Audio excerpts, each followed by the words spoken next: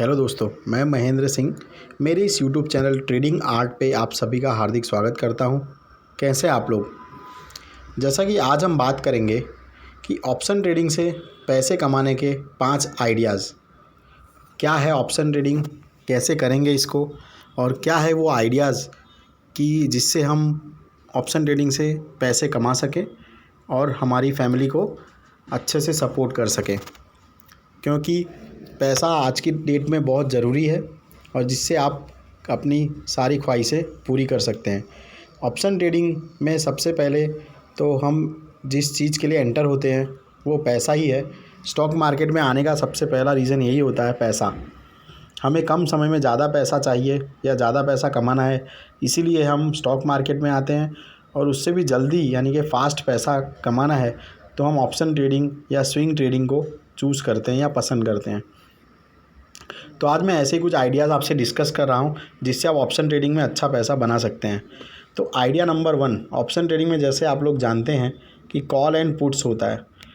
Call होता है जब हमें लगता है कि मार्केट अपसाइड जाएगा तब हम कॉल बाई करते हैं, और उसका प्रीमियम जो होता है वो जब जैसे जैसे मार्केट ऊपर जाता है उसके अकॉर्डिंग वो प्राइस बढ़ती जाती है। सेम वे में ऐसे ही जब हमें लगता है कि मार्केट नीचे की तरफ जाएगा या इंडेक्स में निफ्टी 50 या बैंक निफ्टी नीचे की तरफ मूव करेगा, तब हम पुट ऑप्शंस बाई करते हैं और सिमिलरली हमारा पैसा ग्रो होता है।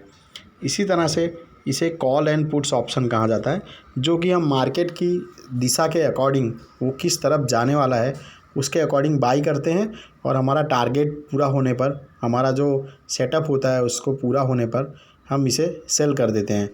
कॉल और पुट्स हम बाई करते हैं, बट अदर वे इसको सेल भी किया जाता है। बट कॉल और पुट्स को सेल करने के लिए आपको बहुत ज़्यादा कैपिटल की ज़रूरत होती है। इसे बाई करने में बहुत कम कैपिटल का यूज़ होता है, बहुत कम प्रीमियम लगता है। लेकिन अगर इसे आपको सेल करना है, आप इसे डेफिनेटली सेल भी कर सकते हैं। उसके बारे में वीडियो बनाऊंगा। तो कॉल एंड पुट्स होता क्या है वो बताया मैंने। उसके बाद आइडिया नंबर 2 कि ट्रेड कैसे ले। ऑप्शन ट्रेडिंग में ये बहुत इंपॉर्टेंट है। आपकी एंट्री और एग्ज़िट बहुत मायने रखती है। मान लीजिए कि आप 9:15 पे मार्केट ओपन हो गया, अब हमें कुछ नहीं पता है हम ट्रेड कैसे लें। तो उसके लिए मैंने आपको कुछ टेक्निक्स बताई थी कि चार्ट लगाइए, चार्ट पर फोकस कीजिए, चार्ट का लर्निंग कीजिए, उसमें आप जो भी है उसे देखिए, समझिए, स्ट्रेटजीज़ को फॉलो कीजिए, ट्रेंड लाइन बनाइए, अप्स एंड डाउन्स जो भी उसके अंदर है उसे मार्क कीजिए, रेजिस्टेंस एंड सपोर्ट्स को मार्क कीजिए। इस तरह से चार्ट का उपयोग कीजिए। उसके बाद जो भी स्ट्राइक प्राइस चल रही है, अभी मैं स्क्रीन में आपको बताऊंगा। मान लीजिए कि 17,700 का कोई निफ्टी का है कॉल, और वो 104 या 105 रुपये पे अभी करंट मार्केट में चल रहा है, रन कर रहा है। तो आपको ट्रेड लेना कैसे है, वो सबसे बड़ी एक चैलेंज है। अगर आप ये सीख गए तो ऑप्शन ट्रेडिंग में आप 50% आपका काम हो गया। फिर आपको अपने टारगेट के लिए सिर्फ वेट करना है। तो हम ये बात करेंगे कि ट्रेड ले कैसे, how two by a trade. तो आपको क्या करना है, जैसे कि मैं स्क्रीन में दिखा रहा हूँ, मैंने एक 17,700 का मैंने एक कॉल बाई किया है, बताया है मैंने स्क्रीनशॉट में, आज का ही है, जो 100 क्वांटिटी है, और वो 104 रुपये पे करंट मार्केट प्राइस 104 रुपये 90 पैसे पे रन कर रहा है। मैंने यहाँ प्राइस लिमिट में 105 डाला है, लेकिन मुझे एक्चुअली इसमें 100 रुपये या 98 रुपीज़ डालना है, क्योंकि मार्केट बहुत ही फास्ट अप्स एंड डाउन्स देता है। तो ये प्राइस जो है, बहुत बार ऐसा होता है कि जब हम 100 रुपये पे बाई करते हैं, 100 रुपये ट्रिगर प्राइस डालते हैं इसमें, तो मार्केट बहुत ही फास्टली नीचे आके हमें, हमारा जो टारगेट है, हमारा जो ट्रेड है, वो एग्जीक्यूट होके हमें 100 रुपये पे वो ले लेता है। वो ट्रेड जो 105 रुपये पे चल रहा था वो हमें 100 रुपये पे मिल जाता है, और तुरंत ही वापस मार्केट फिर 105 रुपये पे आ जाता है, जिससे हमको एट द टाइम 4 से 5 पॉइंट का बेनिफिट हो जाता है। अगर मैं 100 क्वांटिटी के नज़रिए से बात करूं तो 500 रुपये का प्रॉफिट मुझे सिर्फ़ और सिर्फ मेरी स्ट्रेटजी का मिलता है।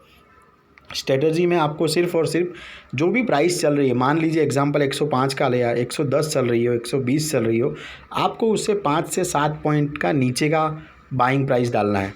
आपका ऑर्डर जब भी आप लगाएं, अगर 110 रुपया चल रहा है प्रीमियम की प्राइस, तो आप उसे 102 रुपये लगाएं, 103 रुपये लगाएं। जिससे क्या होगा, जब भी आपका ऑर्डर एग्जीक्यूट होगा, मार्केट जैसे ही नीचे आएगा, तो आपका टारगेट जो है वो आपका जो प्राइस है वो ट्रिगर करेगा और आपका टारगेट हिट हो जाएगा।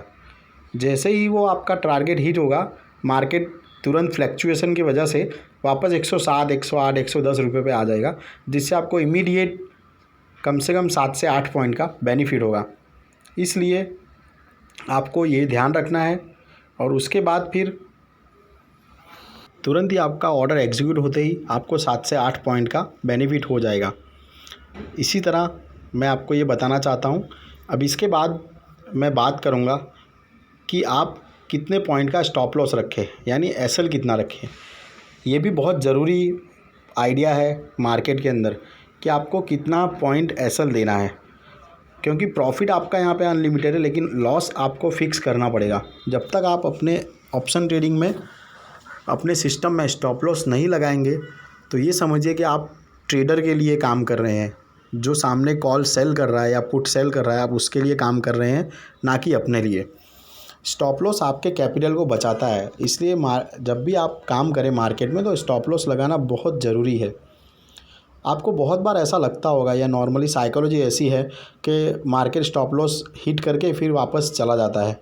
होता है, बट ऐसा 2 या 4 बार होगा, लेकिन बहुत बार ऐसा होता है कि मार्केट आपके स्टॉप लॉस से काफ़ी पॉइंट नीचे आ जाता है और आपके स्टॉप लॉस को ना लगाने के वजह से आपका पूरा कैपिटल ख़त्म हो जाता है। इसलिए स्टॉप लॉस ज़रूर लगाएं। इसके बाद हम बात करते हैं आइडिया नंबर 4 कि टारगेट कितने पॉइंट का रखें। ये भी बहुत ज़रूरी टूल है कि मान लीजिए आपको कितना टारगेट इससे अचीव करना है, वो आप कैसे डिसाइड करेंगे। इसके लिए मानिए कि आपकी एक्यूरेसी रेट क्या है, आप कितना ट्रेड लेते हैं और उसमें उसका रिस्क कितना है और रिवॉर्ड कितना है। यानी कि मान लीजिए कि आप 3 ट्रेड लेते हैं और उसमें एक ट्रेड आपका एसएल हिट होता है और 2 ट्रेड पॉजिटिव जाते हैं, आपका टारगेट हिट होता है। इसके अकॉर्डिंग आपको ये प्लान करके चलना है।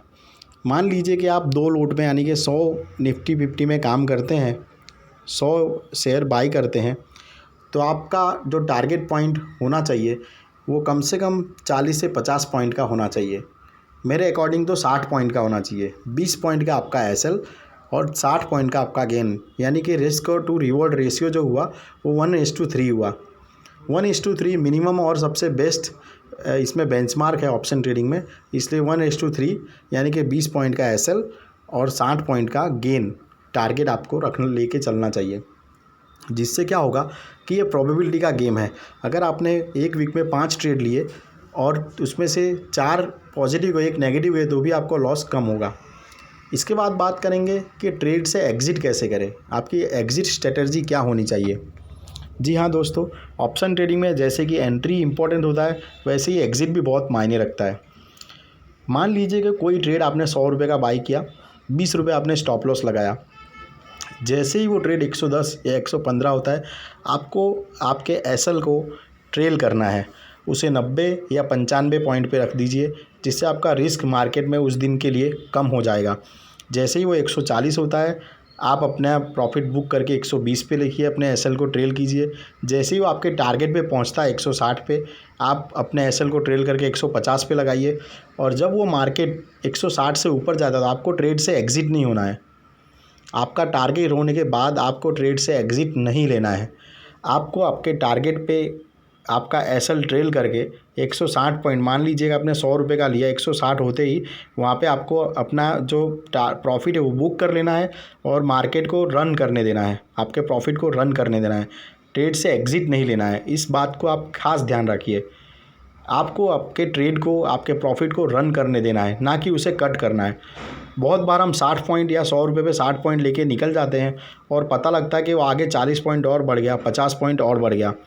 तो आपको जब आपका टारगेट अचीव हो जाए तो आपको उस ट्रेड को कट नहीं करना है। कट तो अपने आप हो जाएगा, क्योंकि आपने उसमें एसएल ट्रेल करके प्रॉफिट बुकिंग कर लिया है।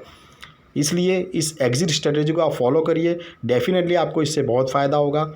तो मेरे इस ट्रेडिंग आर्ट चैनल को लाइक कीजिए, सब्सक्राइब कीजिए और ज़्यादा से ज़्यादा शेयर कीजिए। ऐसे ही यूज़फुल वीडियो मैं आपके लिए बनाता रहूँगा। तब तक के लिए धन्यवाद।